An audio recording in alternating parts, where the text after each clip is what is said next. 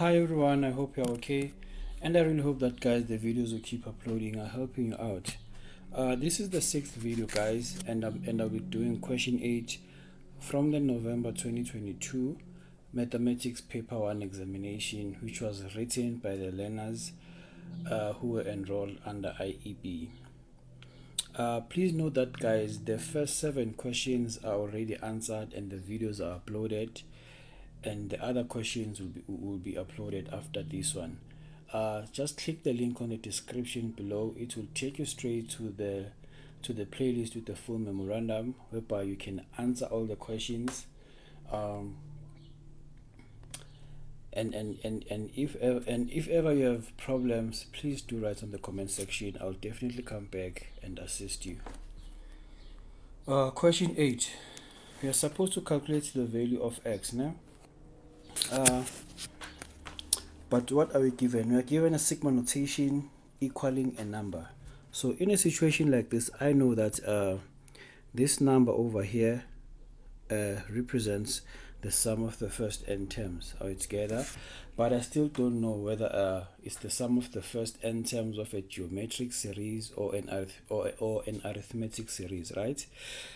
For me to know which series I'm dealing with, I just need to generate the first 3 terms and then check whether I have a common ratio or a common difference altogether. So in this case, whenever I do that, the first term will be equal to 3 times 3 plus 5. This will be equal to 14, and then the second term I will have 3 multiplied by 4. Why did I start with 3? For the first term, I must substitute every number which is there, any number rather which is there. In that case, I had 3, no? And then for the second term, I must just increment from 3 by 1. So this will give me 17, and then the third term will be 3 multiplied by 5 plus 5 is equal to 20. And then for the last term, let's call it n. I will simply have 3x plus 5.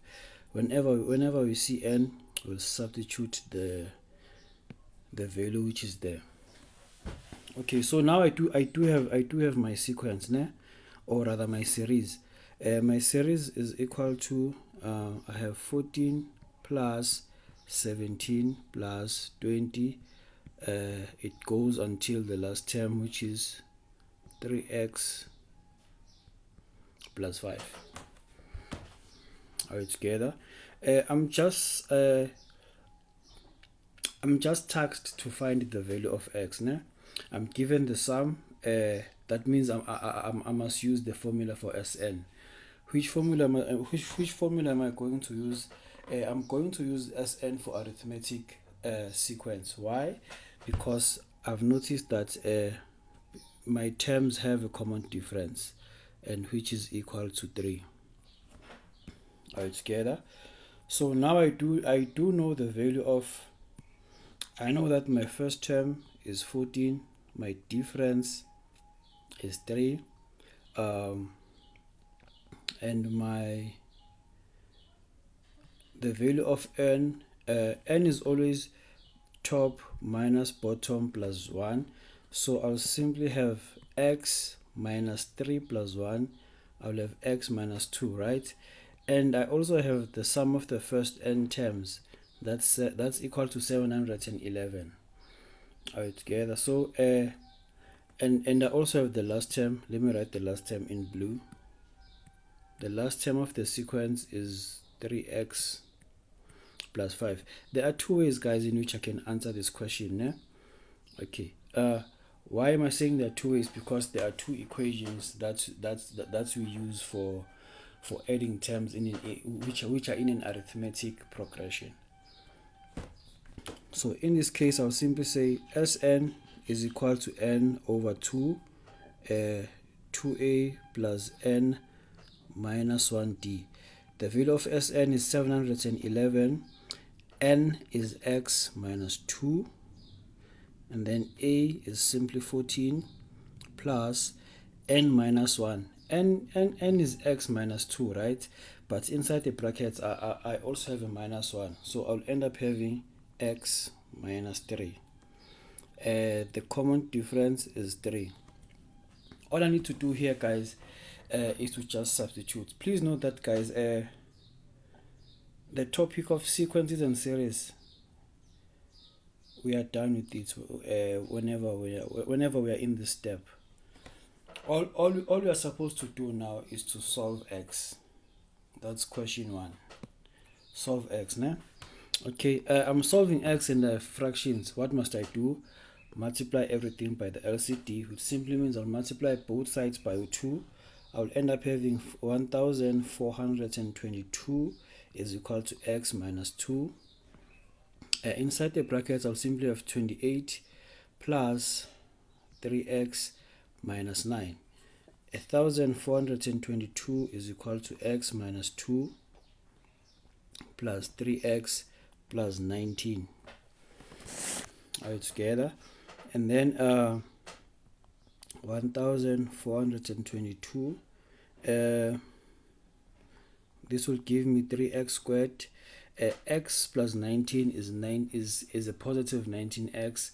Negative 2 minus 3, negative 2 multiplied by 3x is negative 6x, right? So I have positive 19x minus 6x. That will give me a positive 13x. A negative 2 multiplied by 19 is negative 38. So I must just put my equation to be in standard form. Excuse me. I'll have 3x squared plus 13x minus 1460 is equal to 0, right? Let me just use my quadratic equation to find the solution. Okay, minus b, the value of b is 13 plus 13 squared minus 4ac minus 4ac over 2a.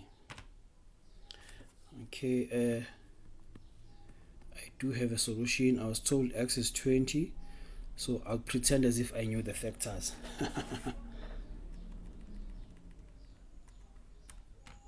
Okay, I'll have 3x plus 73. So x is equal to negative 73 over 3, or x is equal to 20. This one is not applicable, and then x is just 20.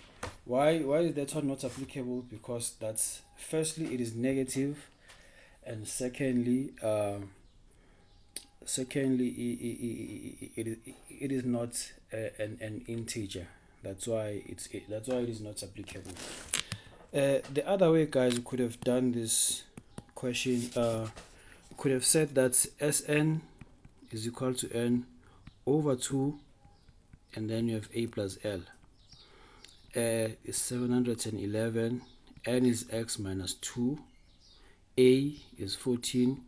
Remember, that's the value of l. The last term of the series was 3x plus 5. I wrote as if I said times 5. My handwriting. It's 3x plus 5, ne? 3x plus 5. That's the value of my last term. Okay, same thing applies, guys. I'm solving x and fractions. I must multiply everything by the LCD. I'll end up having 1422 is equal to x minus 2.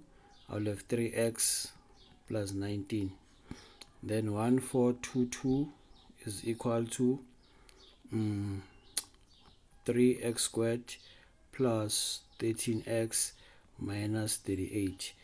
Then 3x squared plus 13x minus 1460. I'll obviously factorize, because now I'm smarter. I know that the factors are 3x and 73, and then I have x and 20. I have plus and minus. So x is negative 73 over 3, or x is just 20. This one is not applicable. X is just equal to 20. That's how, guys, we could have tackled that question. Yeah? Okay. B.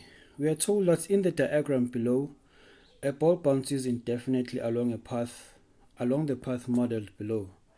The ball starts at A, where it is catapulted into the air before bouncing for the first time at B. Hey, B, catapulted. When it is projected, bantwana bam. Okay, the horizontal distance BC is 3 over 4 of AB. Okay, and CD is 3 over 4 of BC. So if we can let the horizontal distance of AB to be equal to K, it simply means that the horizontal distance of BC will be 3 over 4 multiplied by K. Altogether, the horizontal distance of CD will be 3 over 4 multiplied by this distance, and I'll just get 9 over 16 rather, multiplied by K altogether, and the pattern goes indefinitely. Okay, and then we are told that each bounce is modeled by the equation. Remember that a bounce will form a parabola like this, hence each bounce is represented by that equation. Okay, if the ball continues to bounce, it would eventually converge with the horizontal 16 meters from point A. Okay, they are basically telling us that the sum to infinity from here until somewhere there is just equal to 16 altogether. But if you can check the pattern with the horizontal, your first term is the length of AB, which is just equal to K. Your second term is 3 over 4K. Third term is 9 over 16K, right? Your value of the first term is K, your value of R is 3 over 4, and then your sum to infinity is 16. Whenever they tell you that a certain progression converges at a certain number, they are giving you sum to infinity together. So you'll simply say sum to infinity, which is A over 1 minus R, that's 16, right? A is equal to K, and then 1 minus 3 over 4. Whenever I'm dealing with fractions, I don't want a fraction within a fraction. I must just multiply the top and bottom by the LCD, which is 4. So I'll just have 4K, and then I'll have 4 minus 3. This will just give me 1, so I don't have to write the denominator. So 4K is just equal to 16, then K is equal to 4. But remember that we said K is the length of AB, right? So it simply means that the length of AB is equal to 4 units. The length of AB is equal to 4 units. Okay. Secondly, we are being asked what is the maximum height reached by the ball between points B and C. The maximum height reached by the ball between points B and C. Okay, I know the x value at B, the coordinates of B rather are 0 and 4. If I can find the coordinates of C, it will be easy for me to find the maximum. It will be easy for me to find the maximum value, or rather the maximum height reached by the ball between B and C. Remember that if the length over here is 4, that means the length between B and C, it will be 3 over 4 multiplied by 4. We'll simply get a 3 altogether. So from x is equal to 4, if I move 3 units, that means I will land at x is equal to 7. So now I know my coordinates of both B and C, right? I know my coordinates of both B and C. Let me erase here so that I can write here. My coordinates of both B and C are just 4 and 7, right? Let's call the highest point the point P. The highest point there is the maximum point, which is the turning point of curve BC. Are we together? I can find the x value at point P. How can I do so? I do have the x values at my x-intercept. So I'll simply say the x value at point P will be just x value at B plus the x value at C all over 2. This will be 4 plus 7 over 2, and I will have 11 over 2. So the x value at point P is just 11 over 2. I'm only left with, the only thing I need to find is the value of Q, right? I'm given the equation of the curve. The equation of the curve simply says y is equal to negative 1 over 2 x minus 11 over 2 squared plus Q. If I can find the value of Q, I can, the value of Q is the one that will determine the maximum height at the maximum height between points B and C. For me to find the value of Q, I just need to substitute any point on the curve. I know that y is 0. I know y is 0 whenever x is equal to 4. Y is 0 whenever x is equal to 4. Are you together? I can simply take the q to the other side. Yes, it will be negative q. And then on the other side, let me just punch everything. I'll have negative 1 over 2, open bracket, 4 minus 11 over 2 all squared. I'll simply have negative 9 over 8. Divide both sides by negative 1. Then q is just 9 over 8.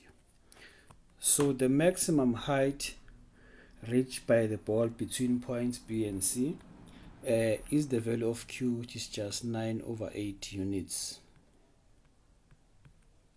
Or you can round it off. To 1.125 units. That's how, guys, we would have tackled question 8 from the IEP examination. Please stay tuned, guys. Question 9, 10, 11 and 12 are on their way. Thank you very much.